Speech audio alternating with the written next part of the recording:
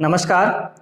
कक्षा 10वीं गणित से आज की क्लास है चैप्टर नंबर 4 द्विघात समीकरण की एक्सरसाइज 4.2 गुणनखंडन द्वारा समीकरण के मूल ज्ञात कीजिए। अब हमें दिए गए द्विघात समीकरण के मूल गुणनखंडन विधि से ज्ञात करना है।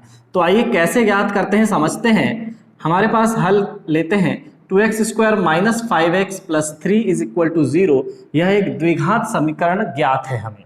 अब हमें मध्य पद को ऐसे दो भागों में बांटना है कि 2x² माइनस, ये देखिए 5 की जगह को मैंने खाली कर दिया, x + 3 = 0 और 5 की जगह को खाली कर दिया, चिन्ह को बाहर ही रहने दिया और ये अंतिम पद के सामने जो धन का चिन्ह है उसे मैंने यहां लगा दिया। अर्थात अब हमें इस 5 को ऐसे दो भागों में तोड़ना है, दो संख्याओं के योग के रूप में लिखना है जिनका गुणा करने पर हमें 3 दूनी 6 प्राप्त हो, यानी a और c के गुणा के बराबर प्राप्त हो। ऐसे दो भागों में हमें इस मध्य पद b को तोड़ना है। तो देखिए हम 5 को ऐसे दो भागों में तोड़ेंगे तो 3 धन 2, तो देखिए 3 धन 2 होता है 5 और 3 और 2 का गुणा जब हम करेंगे तो आ जाएगा 6। तो देखिए हमने इस तरह से तोड़ लिया। अब केवल इसे सिंपली हल करना है। 2x², ये माइनस अंदर जाएगा, x भी अंदर आएगा, -3x - 2x + 3 = 0। अब देखिए फिर से इन दोनों में से क्या उभयनिष्ठ निकल सकता है।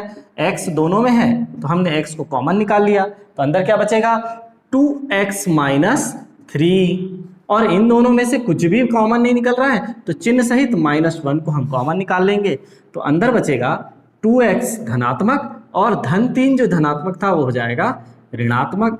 इस तरह से 2x - 3 दोनों के अंदर शेष बचा।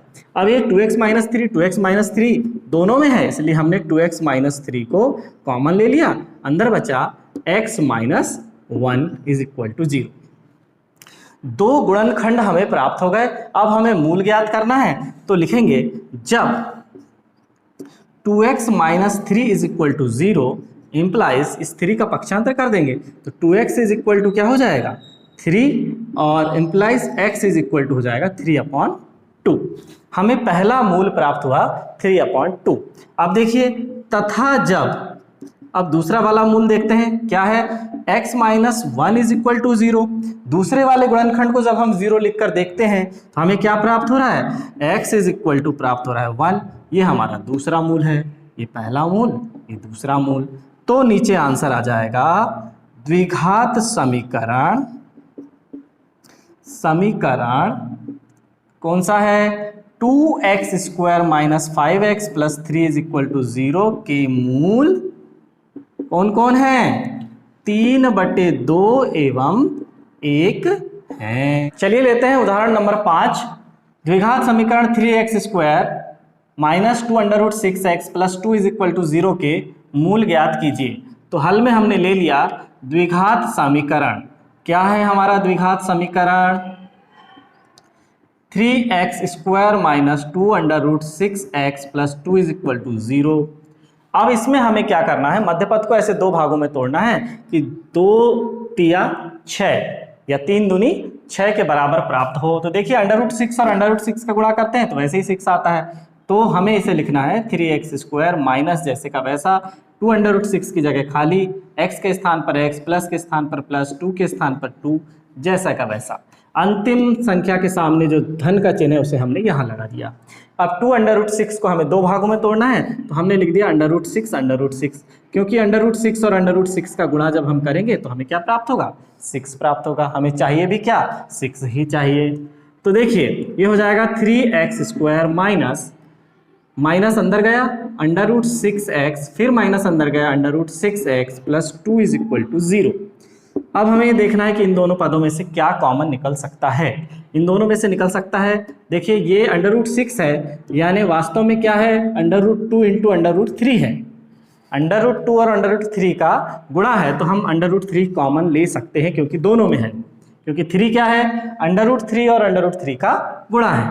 तो √3 और x को हमने ले लिया कॉमन, तो यहाँ बचा √3x - √2। अब देखिए इन दोनों में से क्या कॉमन निकल सकता है, यहाँ से भी हम माइनस √2 को कॉमन ले लेंगे तो बचेगा √3x माइनस √2 बराबर 0। अब देखिए दोनों में समान पद है अंदर, तो हम उसे कॉमन ले लेंगे √3x माइनस √2। केवल √3 बस है करनी के अंदर, x बाहर है, इसे हमने कॉमन ले लिया तो अंदर बचा √3x minus √2 is equal to 0। तो लिख देंगे जब √3x minus √2 is equal to 0, जब ये 0 के बराबर हो जाएगा तो पक्षांतर करेंगे तो क्या होगा, √3x इज इक्वल टू √2। अब यहाँ पर देखिए x इज इक्वल टू क्या प्राप्त हो जाएगा, √2/3, दोनों करनी के अंदर। इस तरह से हमें प्राप्त हुआ x बराबर √2/3। तो इसी प्रकार फिर हमने दूसरे वाले को भी 0 किया तो भी क्या प्राप्त होगा, एक समान है, तो एक समान है तो क्या हो जाएगा, √3x minus √2 is equal to फिर से 0, तो √3x बराबर √2 और x बराबर √2 पूरा बड़ा करनी लगा दीजिए 2/√3। दोनों एक समान है तो हम सीधे लिख सकते हैं एक ही गुणनखंड की पुनरावृत्ति हुई है, अतः समीकरण के मूल समीकरण 3x² minus 2√6x plus 2 is equal to 0 के मूल क्या है, सीधे लिख देंगे √2/3 है। चलिए अब ले लेते हैं प्रश्नावली का पहला प्रश्न। x² minus 3x minus 10 is equal to 0 के हमें मूल ज्ञात करना है गुणनखंड विधि से। तो x² माइनस और 3 के स्थान को हम खाली कर देंगे, x के स्थान पर x minus 10 is equal to 0। अब हमें इस 3 को ऐसे दो भागों में बांटना है जिनका गुणनफल 10 हो और अंतर 3 हो। तो चलिए अब हम लिख देंगे यहाँ पर क्या हो सकती हैं वे दो संख्याएं, क्योंकि अंतिम अक्षर के सामने ऋण का चिन्ह है इसलिए ऋण बीच में आना जरूरी है। तो 5 ऋण 2, तो ये हो गया x ऋण 10 बराबर 0।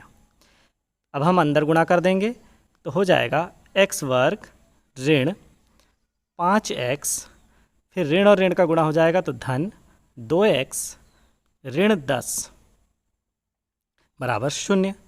अब हमें दो के समूह में से उभयनिष्ठ निकालना है, तो x² माइनस 5x में से क्या उभयनिष्ठ निकलेगा, देखिए इन दोनों में से निकलेगा x, तो अंदर बचेगा x माइनस 5 और दूसरे पद में से कॉमन होगा +2, तो अंदर बचेगा x माइनस 5। तो देखिए दोनों में x माइनस 5 कॉमन है, तो x माइनस 5 को हम ले लेंगे उभयनिष्ठ, x माइनस 5 हो जाएगा उभयनिष्ठ। तो अंदर क्या बचेगा, अंदर बचेगा पहला वाला x प्लस 2, x प्लस 2 बराबर 0। अब ये हमें दो गुणनखंड प्राप्त हो गए हैं। जब x माइनस 5 0 के बराबर होगा तो x किसके बराबर होगा, x बराबर 5 माइनस 5 का पक्षांतर कर देंगे। इसी प्रकार जब x, तो देखिए जब हमने x माइनस 5 को 0 के बराबर लिया तो x बराबर 5 प्राप्त हुआ, तथा जब x प्लस 2 को 0 के बराबर लेंगे, चलिए लिख देते हैं x plus 2 is equal to 0, तो क्या प्राप्त होगा x का मान, x का हो जाएगा 2 का पक्षांतर हो जाएगा, तो x बराबर होगा -2।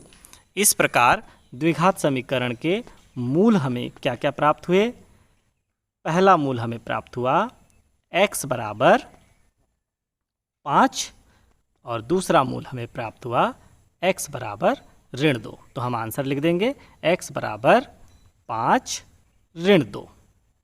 आज की क्लास यहीं समाप्त होती है। धन्यवाद।